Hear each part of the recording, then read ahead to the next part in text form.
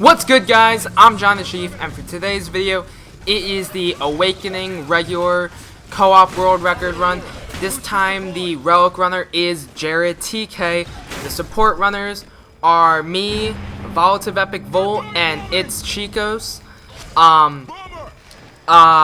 Basically, we all have double class here, so I believe we had two tank weapon specialist combinations. I was one of them, and Chicos was the other.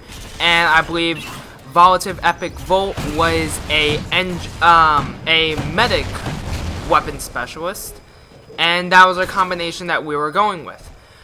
We like using tank weapon specialists as some of our combos, mainly so that way if we see rhinos spawn or anything that gets too close to the drill, we quickly activate our tank ability, and it's like a instant flare.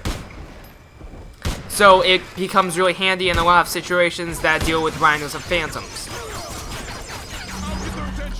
And also when dealing with gargoyles, because I hate gargoyles. As you see, it almost took me down without me being able to notice, but luckily I had that instant invincibility, and that was able to save my ass.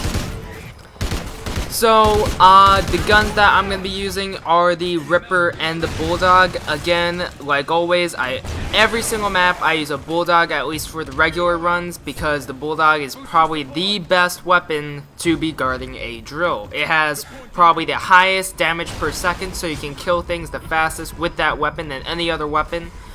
Combine that with armor piercing ammo, some weapon specials, and then boom, nothing can get too close to that drill as long as you're watching it with a Bulldog. So nothing too special here. We're kind of just guarding the drill. I'm a little bit AFK, I think, because I'm not paying much attention at all. Surprisingly, that scout did not hit the drill. I have no idea how. So that was kind of lucky a little bit. But I was just standing there. I think I was on my email or something. I have no idea what I was doing, probably. But hope you guys are learning the grenade turret spots that we're using for every one of these drills. This grenade turret spot that we're using is specifically designed to cover yourself from gargoyles. As you know, gargoyles hit from the top, so he is right under that little walkway, and he will not be touched by any gargoyles as long as we're keeping a close eye on him. Because if they get on that side, they can technically touch it, but it's very unlikely. For this strategy, you're going to be wanting to have you get a total of 8 things to craft on this map. There is no crafting score, so what you want to do with this is that you want to be specifically separating it. So you want about 5 Tesla traps. That is about how many you're going to want. You're going to have 1 Venom X, at least for one of your teammates. You can roll with 2 Venom X's, and probably the rest should be sticky flares. On Awakening, you find a lot of flares by itself, so that's why sticky flares aren't too high of a priority. Like, you don't need to make 8 sets of sticky flares so you can flare out every single hive or obelisk. And that is basically the game plan. I will be doing my standard duty. I'll be running random supplies, grenade turret, and I'll be guarding the drill for most of the run. I'll also be dealing with rhinos and phantoms as they spawn, so that way they can be killed. But since I'll be using a Bulldog, I will be the one wielding the Venom X, and I'll specifically be mainly using the Venom X for challenges if they're needed, and also to deal with gargoyles. Team boosters ready. So, as you can see, we're still maintaining the dropping money method that we've been using. It is probably the most efficient way to get perfect teamwork every single obelisk and hive, so you want to make sure that you're doing that. Key things that you guys want to be looking at if you guys are fast forwarding through the video is you want to be looking at how we do the Cortex fight, because we get a perfect Cortex, and you want to be looking at our strategies for Vanguards probably. Those are the only key things that you want to be looking at. The rest is, the obelisks are very similar to how we do hives on the other maps. They're basically all the same strategy. Do the challenge, guard the drill, guard the relic runner, let the relic runner get his 10 drops, and let him get a lot of kills. That is basically all you have to do. And if you basically follow that, you'll get perfect scores consistently. Our strategy is that since there's not that many good grenade turret spots on this map, we focused heavily on Tesla traps. These Tesla traps, what they'll do is that they allow the Relic Runner to get a lot of damage through solely the Tesla traps. So he doesn't even have to use his grenade turret that much. All he has to use is the Tesla traps and put them out in the right locations, and they'll be getting enough damage while he can cover the drill, so it works out for the best that way. Awakening is a little bit different than all the other maps because the first area is worth as much as the last area. That means you want to be able to perfect the first area. That is a key sign.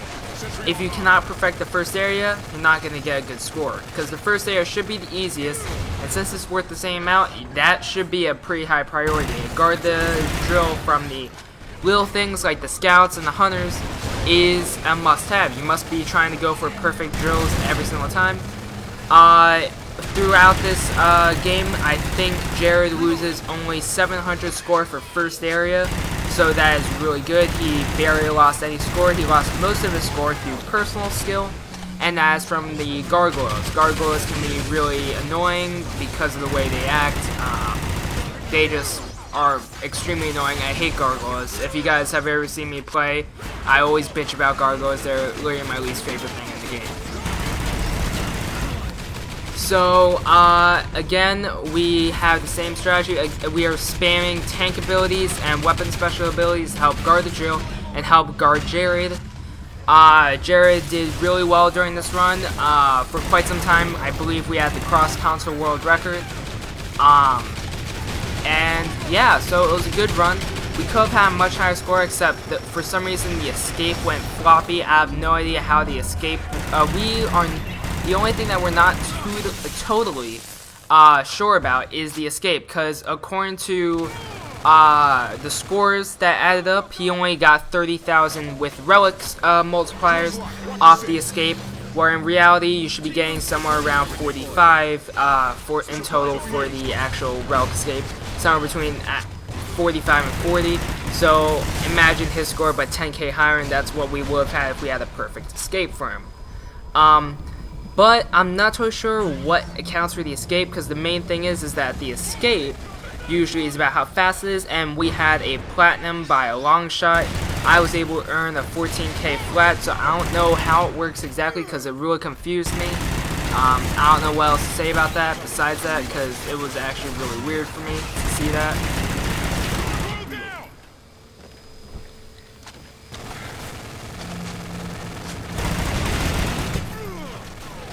So we had the two bullshit challenges already. We had don't spend money and don't use abilities, and those are probably the most annoying challenges if you get them on other maps. Fortunately, Awakening is weird, where you only get those two challenges usually in the first area. I have not played this map that much. This is my least played map. If you want to know, my escapes is only about 30 on this map, so that is my lowest amount of all the maps for escapes. All the other maps I have 50 plus escapes, so that says something about this map, how much I don't actually like it.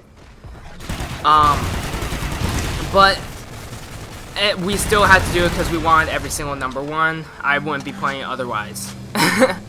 So that's basically all I have to say on the matter. The main reasons why I don't like it though are probably because of the gargoyles. The gargoyles are too glitchy.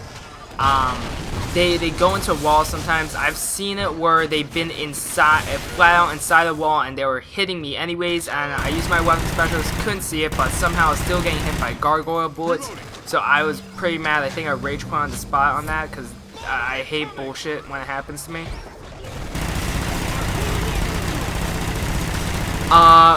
Also, I believe me, Chicos, and Volative Epic Volt, we have all the armory upgrades, so it allowed us to kind of use everything at our disposal. That kind of was a big difference in the end. Having double class, having class frequency boost, master scavenger, everything, all of that makes a huge difference on what you're capable of doing. Also, I want to mention that for challenges, if you get a gun challenge in the first area, you do not want the Relic Runner to be doing anything extra than he has to. He shouldn't be killing anything more than he has to. You need the actual support runners to be running out there, spawn killing with the pistols, with the weapons, and they cannot be killing with anything besides the actual weapon for the challenge. because the issue is that the spawns in the first area, you get such a small amount that you actually might not be able to complete the challenge. My friend Vols of Epic Volt, he has 100+ escapes on this map, so he told me that whatever you do, do not kill with anything besides your pistol. He kind of lectured at me on that, because if you kill without that pistol, he's the one who pointed out to me, you're probably not going to be getting the challenge. The challenges are, you get such a small amount of aliens on this map for the first area that the weapon challenges can be sometimes a call for a restart. Like, that's how bad it can be sometimes. So you want to always be watching out for that. We try to do some little strategies to summon bombers eventually, I think, because when you summon bombers, that's an easy 3 to 5 kills, and that could really help out in the long run, because that means there's more kills for the Relic Runner to get, so he can actually maximize his teamwork, because it's all about maximizing the Relic Runner's score, so you want to use every trick possible in order to help you out. So knowledge is power on this one. So if you don't know how to spawn bombers, it is by going into the caves. There are 2 caves, the one by the Intel, one by where the extra Rhino or Mammoth spawn is, and there is another one. If you actually fall down right underneath me, there is this little like underground path where you can walk through, and that will sometimes spawn bombers. So right now you can see his score change. He is doing really well right now. He only lost 1,500 scores, so he lost all his score basically on that one hive because of the challenge. The challenge didn't allow him to do as much damage as he needed. Now for this, you want to be using the trick where they spawn outside the gate, because it allows it more controlled spawning for the Relic Runner, because otherwise what you're going to be doing is you're going to get a bunch of gargoyles and your Relic Runner won't be able to get enough damage while maintaining the drop. So you want to be using the strategy. And basically you want the Vanguard guy to go as fast as he can, be accurate with his shots, that is a big thing, and take the least amount of damage possible. That will maintain the highest score for the actual Relic Runner.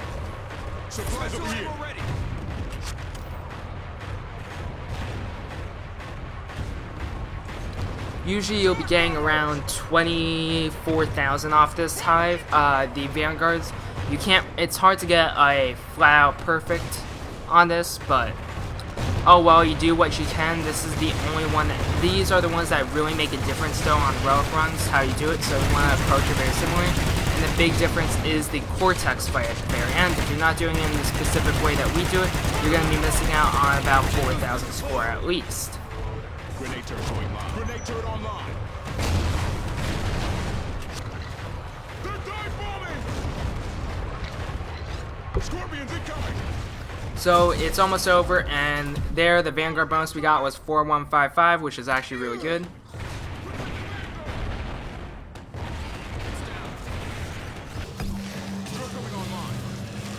Next we get in the second area. I didn't buy a gun because I didn't want to risk the challenge.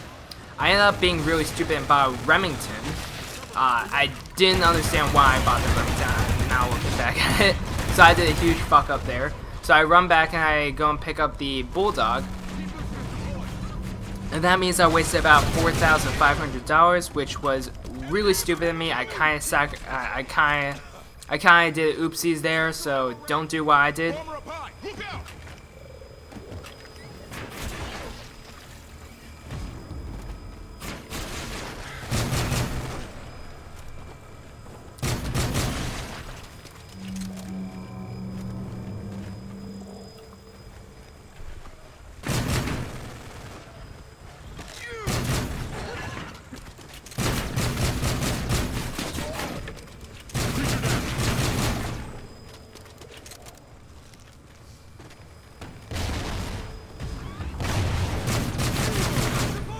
Halfway there. Now you can see how much faster second area gun challenges go rather than first area, because you get a lot more spawns on the second area, which is actually really nice because it allows the Relic Runner to be able to actually maximize his teamwork, because he wasn't able to do that when we got the 25 kills with the pistol challenge.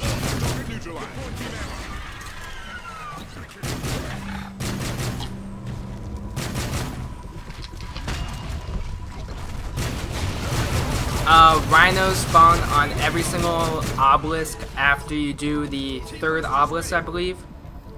So you should be looking forward to that, because that is a free $1,000 in everybody's pocket, so that actually really helps out. Special ammo ready. Bomber incoming. Gargoyle! Cover me, I'm reloading. Great, I can use this. Bomber incoming. Boosters deployed.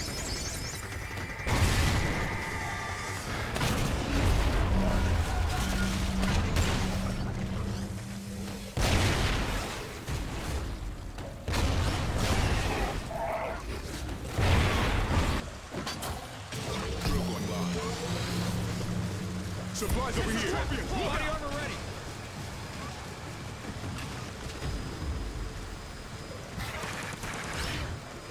Team boosters ready. Watch out, hunters. So for this challenge is pretty simple. I use Venomex to actually help out a lot for this. Venomex is very useful. You want to be spamming that a lot for challenges and for guarding the drill.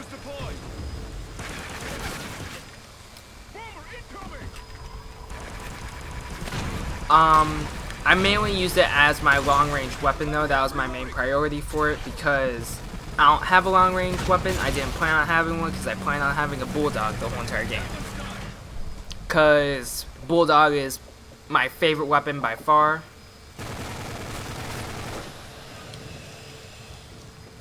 Special ammo ready. I'm kind of spinning in circles, so I didn't know where any of them were spawning.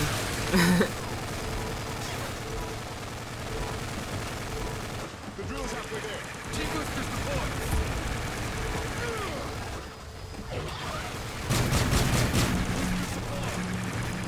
Again, we made the Relic Runner, which was Jared, run both the Ammo and Ferals. Next map that you're, next video that you're gonna see is gonna be my Exodus run. Creature down.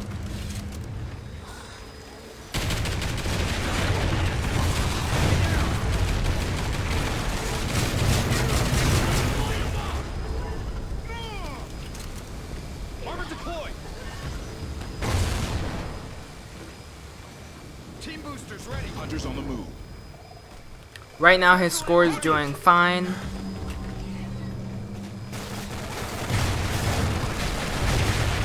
Bomber up high. Be careful.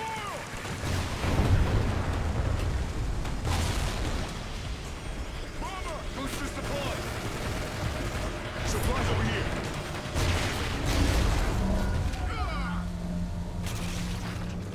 Dart bomber. That one's done. As you can see, we're maintaining high drill protection. Drill protection is a priority as usual. Body armor ready. Special ammo ready. Awakening though is filled with a bunch of hard challenges every now and then. Like you can get marked aliens, and sometimes some of the marked aliens could be spawning far away, or it could be a gargoyle, which could be kind of hiding or inside a cliff. So that could be kind of messed up. You could also be getting the Knife a Gargoyle, which is probably the scariest challenge if you're a score runner. When you see that challenge, is like your whole run flashes before your eyes, and you're like, did we just waste all this time? Like it's a scary thing seeing Knife a Gargoyle challenge. That could be the hardest challenge you'll ever see.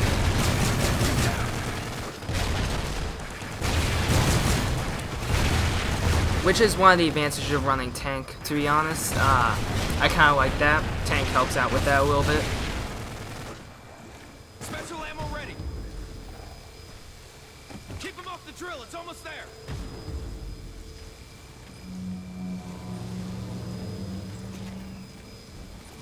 Take that gargoyle down.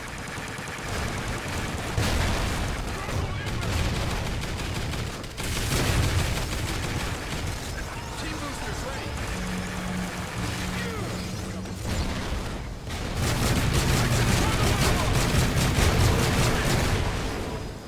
Target down.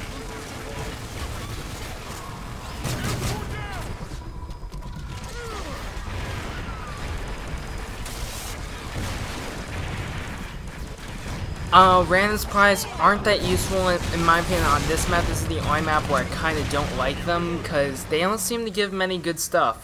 That's why I noticed.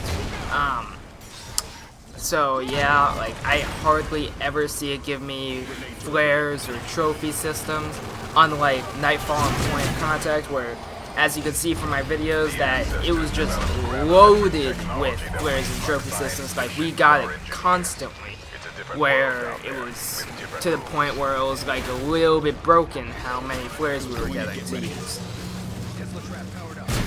The leopard challenge can be kind of messed up sometimes because they are sometimes spawning in weird locations where your actual barrels cannot allow you to see it, because after all, Awakening is a really big map. Fortunately though, as you can see, the leopard hopped in right in front of us, so I was able to quickly take it out with a Venom X shot.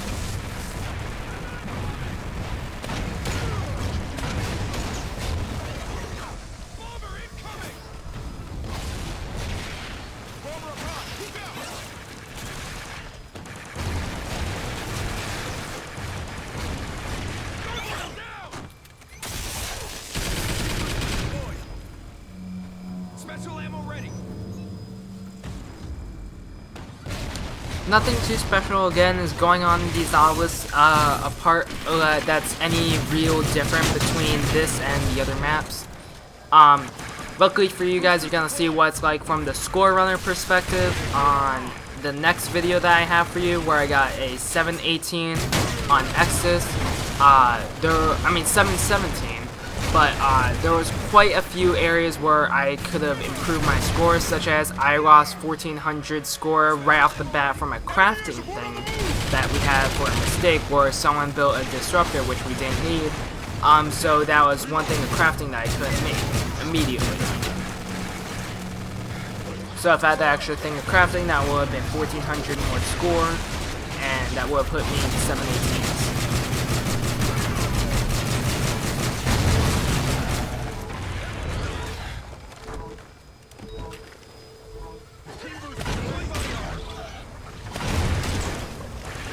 I accidentally bought the MK14. That's the second time I accidentally bought a gun. I remember the Remington that I bought was actually a mistake. I accidentally picked it up while I believe I was just picking up a booster, or thought I was picking up a booster, and while I saw the press X, I pressed it and I picked up a Remington instead. So that wasn't my brightest move ever, but oh well, we still were able to get a really good score doing it.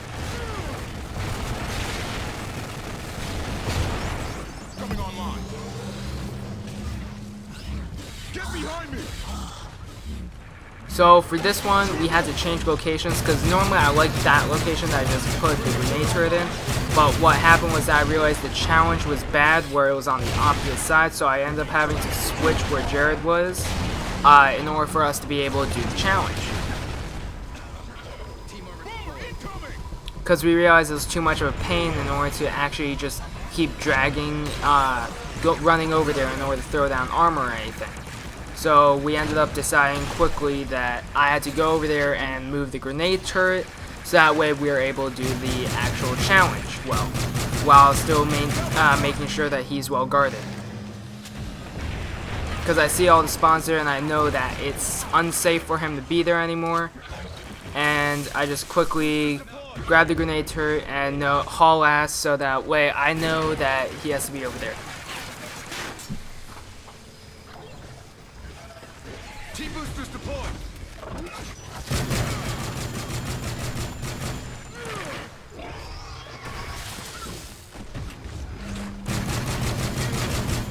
I really do not like the MK14, so it's a little bit weird using it. The only semi-auto rifle that I like is the MR28.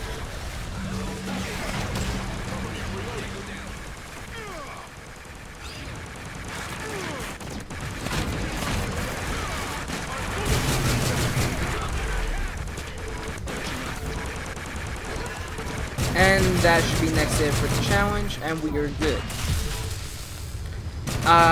Remember that Tesla traps should be mainly placed on the drill, and the Tesla traps, the main thing about it is that it helps with drill protection and the damage part of teamwork. the Tesla Trap will almost guarantee at least half the damage for teamwork, so the Relic Runner doesn't even have to do that much in order to get perfect teamwork. Because the drops are going to be easy for the money, the actual damage shouldn't be too hard, and the last part is nobody going down, but nobody should be going down either way, so it doesn't matter. Get on the Vanguard. Open that gate.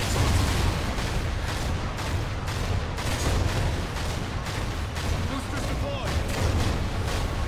Special ammo ready.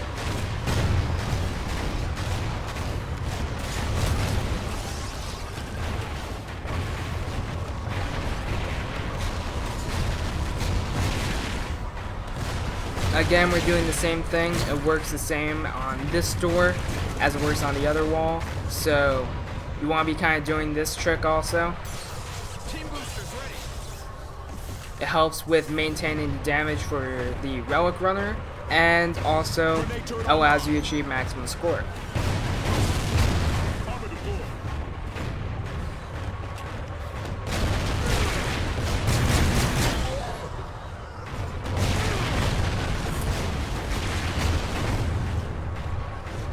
Armor deployed. Boosters deployed.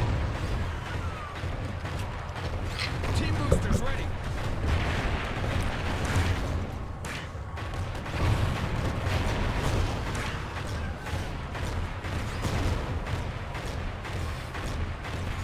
Hunters!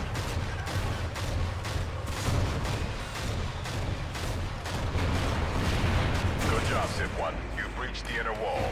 You should have a clear path to the Ark now. And there we go. That's a really beautiful score for that. Even I got perfect teamwork. It's down. So for this challenge, this kind of scared me. I had a couple of ideas that could have helped out with this. One thing that I noticed is that this kind of hurt the run was that my grenade turret glitched out. So I had to keep spamming my grenade turret to make because what happened was that it was glitched out. So I couldn't do anything. Bomber incoming!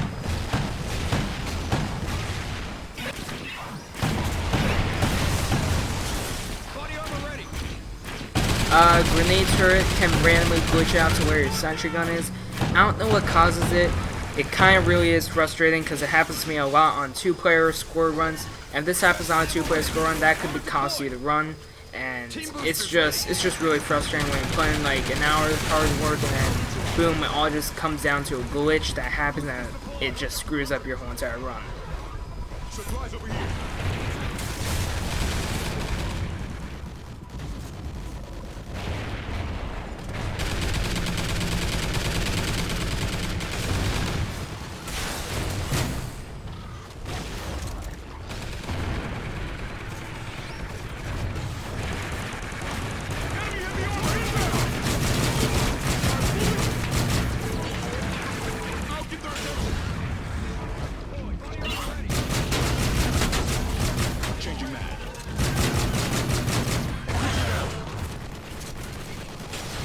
So as you can see, what happened was that we summoned the mammoth, killed it, and got the free cash to help us do the challenge.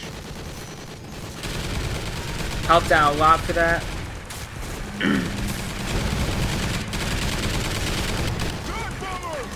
Honestly, if we didn't do that, we probably wouldn't have gotten the challenge because that gave us like an extra $8,000 that we could spend, and that actually kind of did save us the run. Right now his score is doing fantastic. It looks like he's going to be starting the Cortex fight with basically 400k.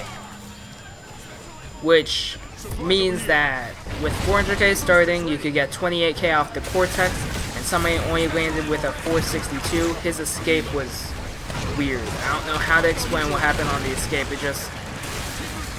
I don't know where the score lost from, but that kind of freaked us out. A lot of stuff happened where we don't know where we lost score. Kind of like the personal skill glitching out for Crab's Mayday run. So a lot of frustrating stuff can sometimes happen on score runs. Let's just say that.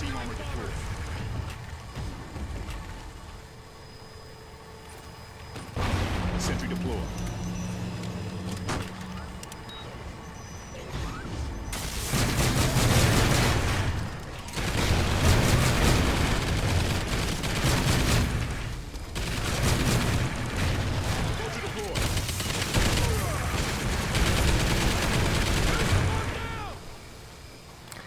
Again, this hive is nothing really special. The sentry gun placements are kind of useful because it helps weaken all the aliens that spawn on that side, because they mainly only come from that front side. Some come on top, and then there's gargoyles, but that's basically it. They all will be coming from that direction. This could be a little bit easier if you have a guy stand up top, because what ends up happening is that they'll go for him and he can handle all the things up top, and then it's just one little area that you have to be looking for where they're going to come from. Another thing that I want to point out too is I forgot what I was going to point out. Crap, it was in my mind. Fuck. But to get back to it, I forgot what I was thinking about. Come on, what could it be? Must be something, man. What is it doing? Oh, this is gonna kill me if I can't remember. No. What was it? Something about drill? No. It wasn't about drill. Something about the... I can't even remember what the challenge was. Okay. I'm completely lost. Oh well, it doesn't matter that much. So this challenge was kind of easy since we did have 2 tanks that were able to handle everything. We just went in there and just kept knifing everything that we saw. It was pretty easy because of that. And we knew that since it was the final hive, we wouldn't have a Tesla trap left over. So what we decided to do was that we just spammed flares. We used all our flares basically because we had no more use for them. And that was a long shot. Did you like how far away I was able to hit that gargoyle from with the Venom X? I thought that was a pretty nice shot. I was pretty proud of that hit. No, it was a pretty good hit. But again, I'm just gonna be looking for the scouts. They spawn right around here, so I'm just camping. You can see they spawn right in front of me. Spawning points are very useful to remember. You want to know where all the cryptids are coming out of, because if you know where they come from, then they become really easy to do all the challenges, guard the drill, and everything therefore.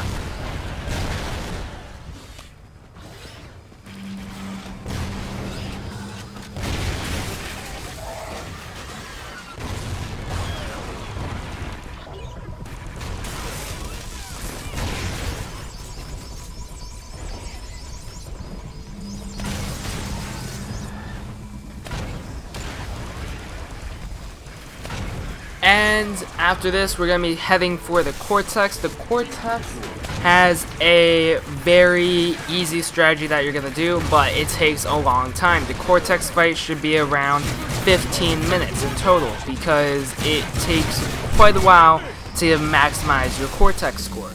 Cortex score is a little bit different than everything else.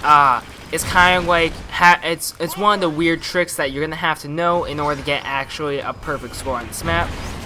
Consider it kind of like having to know the Mayday door score trick, where if you didn't know about how to do that, you probably won't get the #1 spot. Same thing with this on Awakening. If you don't know this, it's going to be a lot harder for you to get the #1 spot, because you're going to be missing out on anywhere from 4,000 to 6,000 score because of it. So the strategy is that you see the 4 systems. Basically, they're going to light up green when you first start. You're going to let them all go to red. So basically, they're going to be turned offline. What happens after that is that the Cortex will keep filling up, but the gauge for you to continue on with the game will not fill up. So you can keep activating the Cortex without it ever really filling up. And the way score works on this is that instead of drill protection or challenge completed, they added up the base values of both those scores and turns it into Cortex score.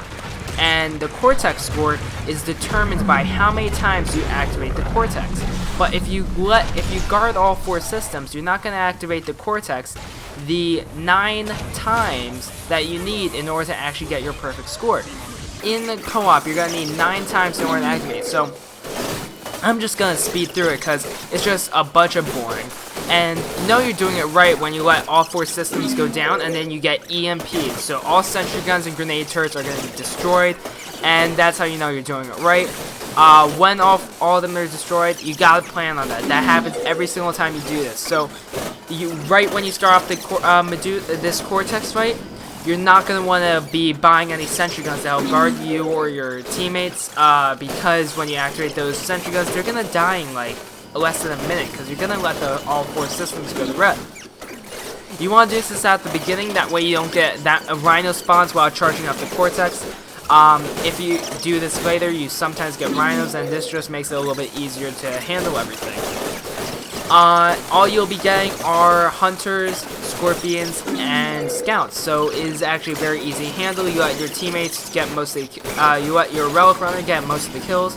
Make sure you're spamming him armor, so that way he always have armor, because there are a couple of scorpion spots. After you count up to the 9 times to make sure that you'll get the perfect score, you place them right there in the middle where I placed the other grenade turret, so you can see where he's gonna land. You have 2 people on the bottom, 1 person that actually can drop down grenade turrets up top with him, and you just stay and guard your drill and treat it like a regular Cortex fight. It's very important you do it this way, otherwise you're not going to get a truly high score on this Cortex fight. You're going to be missing out on a shit ton. Think about how many times you normally activate the Cortex. It's only like 4 times, but that means you're missing about 2,500 base score from the Cortex, and that really does add up. That could cost you your run. That could be the reason why you're instead number 5 instead of number 1. And the whole entire point of me uploading all these is so that way you guys can learn how to get the number 1 spots, because if you learn how to do it like we did, fix a few things that I'm pointing out, and boom, you guys will be able to get the number 1 spots, get the world records yourselves, and hope you guys really enjoy that. All secrets out. Nothing's being held back. If you have a question about high score, I will answer it. I will give you flat out more information than you even asked for, just to make sure you guys know everything. Because that is the whole entire point of this project, so that way you guys know everything about high scores. And that's kind of one of the main reasons why I decided to go for all these high scores, is because I had nothing to back me up. When I originally started going for all these co-op records, it was about like 2 weeks after Exodus came out. I was not planning on being number 1 on anything. I didn't even have any number 1s besides a couple Chaos Solos, which I didn't even care that much for the Chaos Solos, because after all, who looks at Chaos Solo? So it didn't even matter for me that much. But for all of this, it was pretty interesting how fast we were able to take everything, because I knew everything there was about score. I knew exactly how to get all these high scores. I knew about score cap. I knew how to calculate everything. The only issue was that the actual motivation to actually do it, because honestly, it does take a lot of grinding. It does take quite a few retries, and you gotta have the perfect strategy and everything. And it's just, I didn't like the new relics. I didn't like the idea of new relics, and I didn't want to have to do relic runs when Awakening came out, because I was wondering if there were going to be more relics that came out. That was one of my issues. I was scared that there would be 5 more relics, and if there what's the point of taking the number 1 spot where it'll be super easy to beat out that score running those extra relics if they ever come out with new relics. So that's why I kind of didn't do high score runs. And also the new relics, they didn't make it any different really for a high score runner. On co-op and solo, you still sit on your grenade turret the whole time. You still do the same thing with drops. There is absolutely zero difference between running 9 relics and 5 relics, in my opinion. The only time it starts getting hard is a little bit on solo when you don't run Earn Your Keep, because then when you don't run Earn Your Keep, you don't get that armor, so then it does get a little bit tricky. But other than that, there is virtually no difference that I've noticed between running, say, 8 relics on solo than 5 relics. Limited ammo does nothing, standard ground does nothing, fragile does nothing. None of those matter when you're running a grenade turret, so that's why I didn't like the new relics. So I did get back into it. One of the things that actually really brought me back into it is because Exodus was a lot of fun for me. When the first time I tried Exodus, I was like, this map is awesome. I love this map. And we took the #1 spot on 360 for quite a bit. We took it for like the whole first week. I was #1 for that, and I thought that was pretty freaking awesome how we were able to get such a high score on our first try, and we were able to maintain it for that long.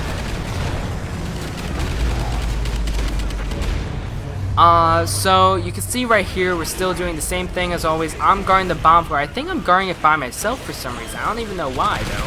Oh, never mind. No, someone's here with me. But it felt like I was by myself. But it don't matter. So I'm just still guarding these two parts down below, trying to still drop money. You'll probably already have maxed out teamwork for the drops by then. So the only thing that the relic runner should be worrying about is the kills and personal skill. Personal skill kind of does get a little bit hard to maintain because after all, this is about 15 to 20 minutes of just straight up playing, and all the damage adds up. You could be losing a ton of score, and it does hurt you in the long run when going for a high score. We're about to finish it, so we start getting up and ready in order to run out. I'm yelling at my teammates, starting to get up to top 4, because we're about to run out. At this point, Jared was about 430k. That's how much score he was. I don't show it here, but he yelled out that he was at about 430, which was kind of surprising because he only got a 462 out of this, which if he had my escape score, he would have been in the 470s. So that really did confuse me right there. I have no idea where he actually lost score, but it doesn't matter. We're still #1 on Xbox One, so there's no point redoing it in order to get that perfect score, because it simply doesn't matter. So for the escape, you want to do it as fast as you can. You want to kill everything as fast as you can. Trick is that for this first door, you want to be killing those bombers. Those 3 of the 5 bombers that you get actually do add up for the cortex, and they fill it up a ton. So you want to make sure they're hitting it and not letting them just explode on your face. Right there, you saw the score. He was doing really good. Does that say 445? But you can see how low of a score it actually ended up being at the end. Like, I don't know what happened with the escape bonus. I'm not 100% sure what determines the escape bonus. I really want to figure that out, actually, because it really did confuse me on what actually determines it. I have a feeling personal skill is one of the things, but I am not 100% sure. Because I didn't pick up many drops, so it couldn't have been teamwork, but I have no idea what actually determines these escapes. This escape. I should really do a test on it, but as you can see, like, his score did not even budge after that second door, so that kind of like really freaked me out. I was like, how are you not gaining anything? This is wrong. This is wrong. This shouldn't be happening. But yeah, that is basically gonna be it for the run. Hope you guys enjoyed the video. Hope you guys learned something about Awakening. Hope you guys learned our tricks that we use for Awakening, and everything. If you guys have any questions, remember to leave it in the comments down below. It really does help me out. It gives me some feedback over what you guys want to see, what you guys want to know, that way I can do videos on. There's not much more that I could do videos on for Extinction, so I'll probably moving on to a different game or something. I have no idea what I'll be planning on doing. Probably Borderlands, the pre-sequel. I am a big fan of the Borderlands series. If you guys didn't know that, I love the Borderlands series. I played way too much of it, so I really enjoyed it. And there you guys go, 463. My one down, if you didn't know, that was actually before we even started the obelisk. Chicos grabbed a bulldog out of the locker, and I screamed, "I quit life," and I jumped off the edge. I didn't record that. I remember I started recording after that, so I'm pretty sure you guys would have gotten a chuckle out of that. But oh well. That was really weird for me when I did that though. And yeah, there it is, #1 for Jared TK. Let's go. Very good run. Could be improved though, but oh well. We barely beat him. Beat the high score. And yeah, hope you guys enjoyed the video, and have a great day, guys.